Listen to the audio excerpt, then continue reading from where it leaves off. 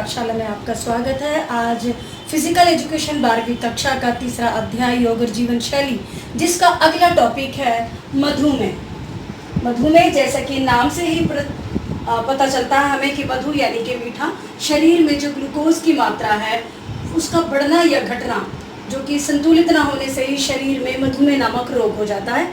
तो जानते हैं मधुमेह जैसे ही भोजन मुंह से खाते हैं तो भोजन पाचन तंत्र में जाकर टूटता है और अलग अलग पोषक तत्वों में शरीर में बंट जाता है।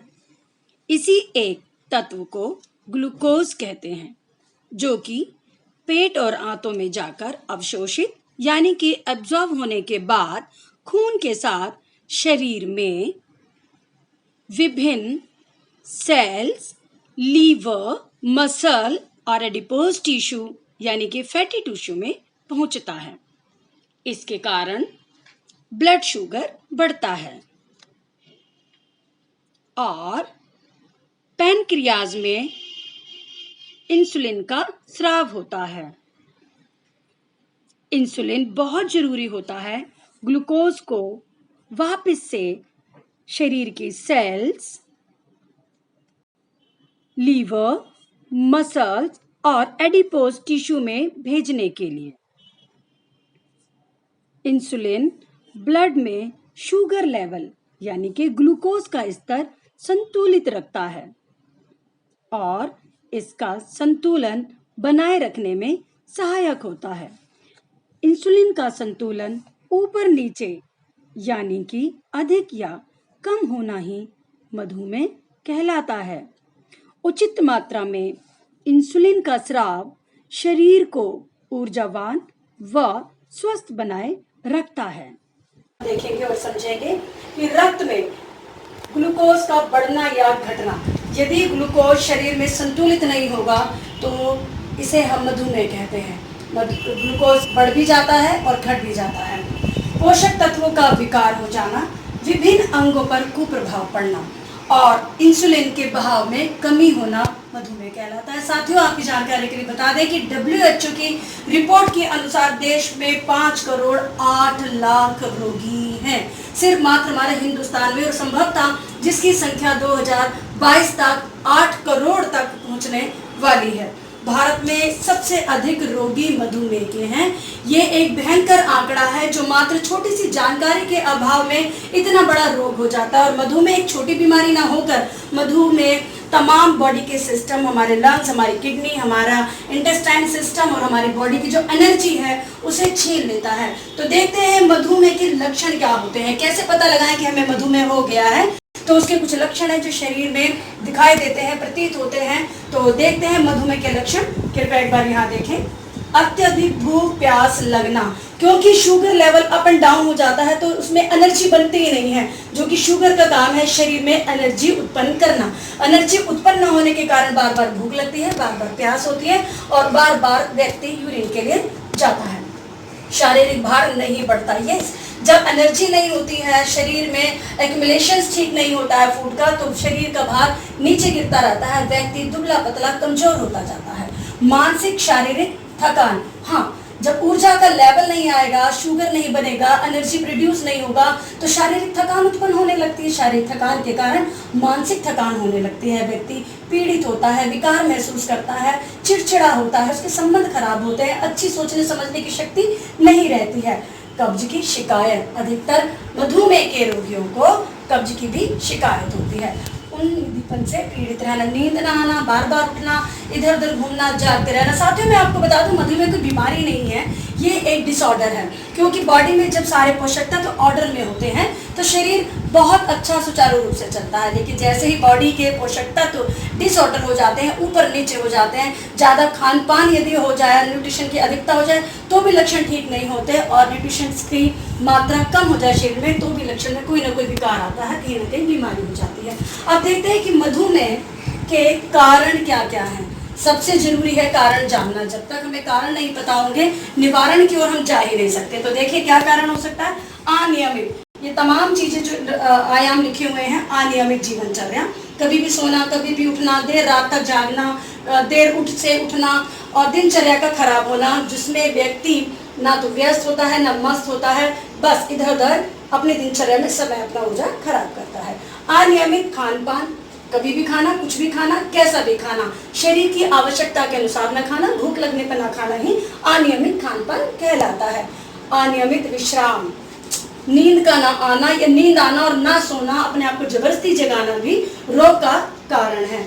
कम व्यायाम करना या व्यायाम बिल्कुल भी ना करना अधिकतर मधुमेह को जन्म देता है। इसके विपरीत अनायास मानसिक तनाव रखना, छोटी छोटी बातों पर लड़ाई करना, झगड़े करना, गुस्सा करना, अपने आप को संबंधों में खुश ना रखना, असीमित कल्पना शक्ति करना, ये बहुत सारे कारण हैं जिनसे व्यक्ति दुखी होता है, पीड़ित होता है। और जब हैप्पीनेस का ग्राफ इंटरनल गिर जाता है तो व्यक्ति ना तो स्वस्थ होता है, ना मस्त होता है, और उसमें अनेकों बीमारियों का जन्म होता है। लेकिन मधुमेह जैसी बीमारी जो केवल कुछ आसन के द्वारा ही क्योर की जा सकती है, कुछ आसनों के द्वारा उसको बचाव किया जा सकता है, कुछ आसन होने के साथ साथ में उस बीमारी को हम लोग अपने नियंत्रण में कर सकते हैं। तो देखते हैं कौन कौन से आसन हैं जो मधुमेह का निवारण कर सकते हैं, मधुमेह का इलाज कर सकते हैं। तो इस प्रकार ये 4 आसन यहाँ लिखे गए हैं: भुजंगासन, पश्चिमोत्तानासन, पवनमुक्तासन और अर्धमत्स्येंद्र आसन। जी हाँ, सबसे पहले हम जानेंगे क्या होता है भुजंगासन। भुजंग आसन को कैसे करते हैं, यानी कि भुजंग आसन को करने की विधि क्या है, भुजंग आसन को करने से क्या लाभ मिलता है कि मधुमेह हमारा ठीक हो जाता है। इसके बाद भुजंग आसन को करते समय किन किन सावधानियों का ध्यान रखना है। भुजंग आसन। भुजंग का अर्थ है नाग या कोबरा। इस आसन को करते समय आपके शरीर का ऊपरी हिस्सा जमीन से ठीक उसी तरह उठा रहता है जैसे एक कोबरा अपना फन उठाए रहता है। इस आसन को करने के लिए सबसे पहले आपको मकरासन की मुद्रा में आना होगा, जिसके लिए आप जमीन पर पेट के बल लेट जाएं और अपने पैरों को एक दूसरे से दूर रखें। अपने माथे को अपनी हथेलियों पर रखें और अपने शरीर को आराम दें। अब मकरासन से आगे बढ़ते हुए अपने दोनों पैरों को आपस में जोड़ें और अपने हाथों को सामने की ओर खींचें। अपने माथे को जमीन पर रखें। अब अपनी हथेलियों को अपनी छाती के समीप रखते हुए अपनी कोहनियों को उठाएं। एक गहरी सांस लेते हुए और अपनी ठोड़ी को ऊंचा करते हुए अपने शरीर को नाभि के हिस्से तक जमीन से उठाएं। ध्यान रखें कि आपकी कोहनियां आपके शरीर के सीध में रहें और आपके पैर इस तरह तने हुए हो कि आपकी कमर पर अत्यधिक तनाव महसूस ना हो। इस स्थिति में सामान्य रूप से सांस लें और छोड़ें और 15 से 30 सेकंड तक रहें। इस आसन को नियमित रूप से करने पर पीठ दर्द में आराम मिलता है। भुजंग आसन पेट की चर्बी को घटाता है और कब्ज की परेशानी से मुक्ति दिलाता है। ये आसन सांस संबंधी तकलीफों को दूर करने में सहायक सिद्ध होता है। हर्निया और अल्सर के रोगियों और गर्भवती महिलाओं को ये आसन नहीं करना चाहिए। यदि आपके पेट का ऑपरेशन हुआ हो तो कम से कम 3 महीने तक ये आसन नहीं करना चाहिए। 15 से 30 सेकंड इस स्थिति में रहने के बाद सांस छोड़ते हुए धीरे से अपने शरीर के ऊपरी हिस्से को नीचे लाते हुए अपने हाथों को सामने की ओर खींचे और पुनः मकरासन की मुद्रा में आने के पश्चात आरामदायक सांस लें। भुजंग आसन तनाव दूर करने के लिए सबसे उपयोगी आसन है। इस आसन को नियमित रूप से करने पर आपका तन और मन दोनों स्वस्थ रहेंगे। देखा भुजंग आसन और उसके बारे में लाभ, उसके सावधानियां। इसके बाद अगला आसन जो हमें मधुमेह में सहायता देता है उसे मैनेजमेंट करने के लिए पश्चिमोत्ताना आसन। जी देखते हैं पश्चिमोत्ताना आसन की विधि क्या है, पश्चिमोत्ताना आसन के लाभ क्या हैं और पश्चिमोत्ताना आसन करते समय किन किन सावधानियों को देखना है। तो आइए चित्र के माध्यम से, इस वीडियो के माध्यम से हम पश्चिमोत्ताना आसन को समझते हैं। अब बैठ करके करेंगे पश्चिमोत्तानासन। क्या करेंगे बोलो? दोनों हाथों को साइड से ऊपर उठाइए। इसको पार्श्व भाग कहते हैं, बगल बोलते हैं। बगल से ऊपर उठाया, हाथ अंगुलियां सीधी रखिए, अंगुलियां ऐसी सीधी मिली हुई ऐसे। देखो हाथ ऐसे थे पहले तो। इसको बोलते हैं दंडासन। क्या कहते हैं इसको? अब दोनों हाथों को पार्श्व भागों से, बगल से, साइड से ऊपर उठाया ऐसे। हाथ जब ऊपर उठाएंगे तो ऐसे हाथ उठेंगे, ऐसे, फिर आगे झुक जाएंगे ऐसे, और माथा घुटनों से लगाइए। लगाओ, लगाओ, झुको, झुक के ऐसे लगाओ। किसी किसी का अब भी माथा घुटनों से नहीं लग रहा। सामने देखो, किसी का तो यहीं अटक गया, किसी का यहां अटक गया, किसी किसी का पूरा लगा। बॉडी में स्टिफनेस नहीं होनी चाहिए। पश्चिमोत्तानासन किस प्रकार से ऑडियो और विजुअल में समझना भी आसान है और लिखना भी आसान है, इसी के साथ में उसे अपने जीवन में अभ्यास करने में भी बहुत सहायता मिलती है। तो देखिए, अगला आसन आपके सिलेबस के हिसाब से पवन मुक्तासन। जी हाँ, पवन मुक्तासन, इसका भी हमें साथ में देखना होगा कि इसको करने की विधि क्या है, इसे करने के लाभ क्या है और करते समय किन किन सावधानियों को हमें मद्देनजर रखना है। तो एक बार फिर से चलते हैं पवन मुक्तासन की वीडियो, ऑडियो और जो करते हुए चित्रण आ रहे हैं उस पर ध्यान दें। पवन मुक्तासन। पवन का अर्थ है वायु और मुक्त का अर्थ है छोड़ना या मुक्त करना। यह आसन आपकी आंतों यानी इंटेस्टाइन से वायु या वात निकालने में उपयोगी है। सबसे पहले आप अपने दोनों पैरों और हाथों को आरामदायक दूरी में फैलाकर जमीन पर पीठ के बल लेट जाएं। सुनिश्चित करें कि आपकी हथेलियों का मुख आसमान की तरफ हो। इस आसन को शवासन कहा जाता है। अब शवासन से आगे बढ़ते हुए अपने दोनों पैरों को जोड़ें और अपने घुटनों को मोड़ते हुए अपनी जांघों को अपनी छाती के पास लाएं। अपने दोनों हाथों की उंगलियों को आपस में गूंथें और घुटनों के नीचे अपनी पिंडलियों के पास पकड़ें। अब सांस छोड़ते हुए अपने सर और कंधों को तब तक उठाएं जब तक कि आपकी ठोड़ी घुटनों को छू ना ले। ऐसा करते समय आपको आपके कटी प्रदेश यानी कमर के हिस्से में खिंचाव महसूस होगा। अपनी आंखें बंद रखें और अपने कटी प्रदेश यानी कमर के हिस्से पर अपना पूरा ध्यान केंद्रित करें। इस स्थिति में सामान्य रूप से सांस लें और छोड़ें और कुछ देर तक आराम से रहें। पवन मुक्तासन आपको वात से राहत दिलाता है और उदर की वायु को कम करता है। ये आसन आपको कब्ज से मुक्त करता है और पाचन क्रिया में सुधार लाता है। पवन मुक्तासन आपकी मेरु तंत्रिकाओं यानी स्पाइनल नर्व्स को ठीक करता है। यह आसन आपकी पीठ की मांसपेशियों को मजबूती प्रदान करता है।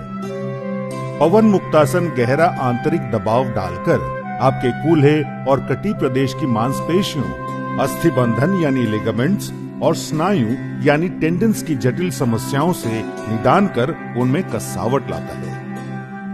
यदि आपको पीठ दर्द हो या पेट में चोट आई हो तो कृपया यह आसन ना करें। हर्निया और सायाटिका के रोगियों को यह आसन नहीं करना चाहिए। महिलाओं को गर्भावस्था में यह आसन नहीं करना चाहिए। कुछ समय तक इस स्थिति में स्थिर रहने के बाद सांस लेते हुए अपने सर और कंधों को पुनः जमीन पर रखें। अब सांस छोड़ते हुए अपनी टांगों को सीधा करें और जमीन पर रख। अच्छे से समझ आ रहा होगा और आप करने में भी उसे आसानी महसूस कर होंगे। अगला अंतिम आसन आपके सिलेबस के हिसाब से जो हमारे पास है वो अर्धमत्स्येंद्र आसन। अर्धमत्स्येंद्र आसन करने के विधि, उसके लाभ और करते समय किन किन सावधानियों को हमें ध्यान में रखना है, इसे देखेंगे। एक बार कृपया फिर से हम इस वीडियो की ओर जाएं। अर्धमत्स्येंद्र आसन कर ले। बाएं पैर मोड़ा, दायां पैर बाएं पैर के घुटने के बाहर की ओर रखा। बाएं हाथ को दाहिने पैर की जंघा और छाती के बीच से क्रॉस करते हुए ऐसे डाला और पंजे को ऐसे पकड़ लिया। ये दायां हाथ पीछे घूम गया, ऐसे पूरे घूम जाते हैं। 1 मिनट तक ऐसे रुकना। लीवर, स्प्लीन, इंटेस्टाइन, पेनक्रियास और पेट के साथ साथ पीठ, इससे 100% अच्छी हो जाती है।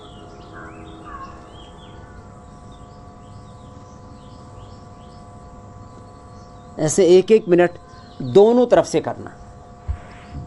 बच्चे तो कर पाएंगे। इसको अर्धमत्स्येंद्र आसन कहते हैं।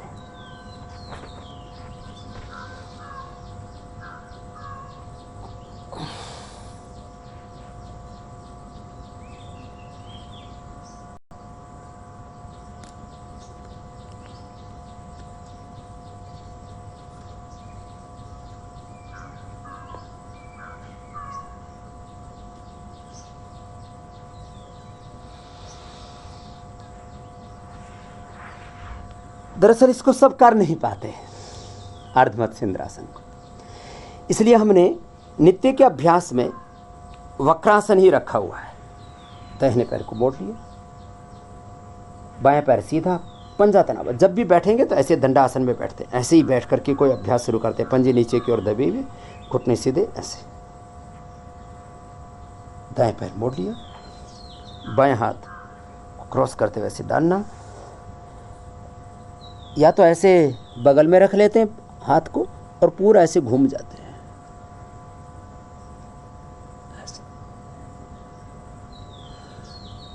अधिक अच्छे से घूम पाते हैं, पेट और पीठ को पूरा व्यायाम दे पाते हैं जब इस हाथ से घुटने को पकड़ लेते हैं। तो आसनों की जो विधि है उसको लेकर के थोड़े बहुत उसमें भेद प्रभेद मिलते हैं। ऐसे किया, पूरे घूम गए, पेट के लिए, पीठ के लिए, पेनक्रियाज के लिए जबरदस्त अभ्यास। शांतिपूर्वक करने से, विधि पूर्वक, पूरा समय देते हुए, एकाग्रता, सहजता, प्रसन्नता के साथ, निरंतरता पूर्वक। विधि, समय, एकाग्रता, निरंतरता पूर्वक किया हुआ ही योग पूरा लाभ देता है। मैं बार बार इसलिए कह रहा हूं, कोई जल्दबाजी नहीं। एक अनुष्ठान की तरह योगाभ्यास करना, और ये योग का और जीवन का मूल सिद्धांत है। जो करें उसमें पूरे समाहित होकर के करें, उसी में पूरे खो जाएं, एकात्म हो जाएं, तद्रूप हो जाएं, तन्मय हो जाएं। आपको ये वीडियोस देखकर, जितने भी आसन के वीडियोस से देखकर बहुत समझ में आया होगा, और अब आप देखने में, करने में और लिखने में सक्षम होंगे। ये दो महान हस्तियां हमारे देश के श्री हमारे प्रिय प्रधानमंत्री नरेंद्र मोदी जी और रामदेव जी की एनिमेटेड वीडियोस हैं, जिनके प्रति मैं आभार और कृतज्ञता व्यक्त करूंगी। रामदेव जी ने योग को घर घर में पहुंचाया है, और श्री नरेंद्र मोदी जी ने इसे इंटरनेशनल लेवल पर हर पूरे विश्व में पहुंचाया है। और जैसा कि हम सब जानते हैं 21 जून को योग दिवस होता है, जो पूरे विश्व में बड़ी ही धूमधाम से मनाया जाता है। उनकी एनिमेटेड वीडियो डाली है, उनका प्रति कृतज्ञता और धन्यवाद करते हैं। तो चलिए आगे देखते हैं कि मधुमेह की रोकथाम के लिए हमें और किन किन बातों का ध्यान रखना और सावधानी बरतनी है। तो ध्यान दें, कृपया एक बार फिर से ब्लैक बोर्ड पर नजर मारे, ध्यान दें। अधिक खाना ना खाएं, आवश्यकता के अनुसार खाएं, और पोषक तत्वों का विशेष ध्यान रखें। दूसरा, कार्बोहाइड्रेट जितनी भी डाइट है उसे थोड़ा अवॉइड करें, और जिसमें हम चावल, आलू, गेहूं की रोटी, ब्रेड और तमाम चीज़ें, जितनी भी कार्बोहाइड्रेट फूड है उसे अवॉइड करें। तला हुआ खाना अवश्य ही अवॉइड करें, क्योंकि न केवल मधुमेह अपितु कई ऐसी बीमारियों को तला हुआ खाना जन्म देता है, जिसको हम दवाइयों से ही दूर कर सकते हैं। कई लोग होते हैं सर में दर्द, कमर दर्द, हाथ पैर में दर्द, या थोड़ा बहुत परेशान हुआ, दवाई ले ली, तो कृपया तमाम प्रकार की दवाइयों से परहेज करें, क्योंकि एक दवाई एक रोग खत्म करती है और साथ में अनेकों को जन्म देती है। अगला देखें, जितना हो सके खुश रहें, अपना हैप्पीनेस का ग्राफ बढ़ाएं, हर दिन प्रतिदिन देखें कि आज हम किस बात पर खुश हो सकते हैं। छोटी छोटी बात पर मुस्कुराएं, छोटी छोटी बात पर हंसें, छोटे छोटे कार्य करके आप खुश रहना, क्योंकि खुश रहना एक अभ्यास है, बहुत बड़ी एक आवश्यकता नहीं है। ऐसी कोई वस्तु नहीं है जिससे मिलकर हम खुश हो सकते हैं, लेकिन खुश रहने का हम अभ्यास कर सकते हैं। अगला देखेंगे हम योग अभ्यास। बिल्कुल नियमित रूप से, ऐसा नहीं है कि बीमार व्यक्ति को रोग करना है, या जब सर में दर्द होता है, घुटने में दर्द है, कमर में दर्द है, तो चलो रोग करें। नहीं, हमें पहले से ही योग को अपने जीवन शैली में अपनाना है। नियमित रूप से 10-15 मिनट जितना हो सके समय बढ़ाएं और योग का अभ्यास करें। अपनी दिनचर्या का विशेष ध्यान रखें, मैनेज करें, टाइम को सुनियोजित करें, कहीं भी कभी भी कुछ भी ना करें। जिस समय पर जिस कार्य की आवश्यकता है कृपया उसी कार्य को करें, तो उसे कार्य को करने में खुशी भी होगी, कार्य के रिजल्ट्स भी अच्छे आएंगे और आपके परिणाम पारिवारिक भी अच्छे साबित होंगे। सबसे बड़ी बात है दोस्तों, संतुलन बनाना। ये पूरी पृथ्वी संतुलित है, जहाँ कहीं भी कुछ बढ़ता है या घटता है, किसी भी इकाई का बढ़ना घटना पूरी पृथ्वी को नष्ट कर देता है। लेकिन बहुत अच्छी बात है कि सृष्टि में सभी अपने अपनी व्यवस्था में है और समग्र व्यवस्था में भागीदार है। मानव का होना शेष है। संतुलन क्या रखें? शारीरिक संतुलन, अपनी वेट के हिसाब से हाइट और अपनी हाइट के हिसाब से वेट को मेंटेन करें। शरीर में जिन पोषक तत्वों की आवश्यकता हो उन्हें खाएं, संतुलित भोजन लें, व्यायाम करें। सारी चीजें संतुलित करने के साथ साथ मानसिक संतुलन बनाएं, भाव पर संतुलन रखें, अपनी सोच पर संतुलन रखें, अपने संबंधों में संतुलन रहे, इस पृथ्वी पर खुद और पृथ्वी के साथ चले, संतुलित रहे। इतना ही कहना चाहूंगी। और उन सभी सब्सक्राइबर्स का और जो कमेंट्स देते हैं उनका मैं हृदय से धन्यवाद करती हूँ। आपके कमेंट्स मुझे मोटिवेट करते हैं ताकि मैं और अच्छा कर सकूँ। मैं बहुत प्रयास कर रही हूँ ताकि बच्चों को छोटी छोटी चीजें बहुत अच्छे से समझ में आए। इस प्रयास को आपके 2 कमेंट्स मुझे बहुत मोटिवेट करते हैं। हाईली अप्रिसिएशन मुझे मिलता है। आपका बहुत बहुत धन्यवाद। और इस चैनल को सब्सक्राइब करें। हर बच्चे को, जहां गवर्नमेंट स्कूल में बच्चे किताब नहीं खरीद सकते हैं, बच्चे किताब पढ़ने में असक्षम होते हैं या पढ़कर समझ नहीं पाते, तो कृपया इस वीडियो को उस बच्चे तक पहुंचा दें। मेरा बस इतना ही आपसे विनम्र निवेदन है। आज ललिता जी की पाठशाला में आप सबका बहुत बहुत धन्यवाद मेरे साथ जुड़े।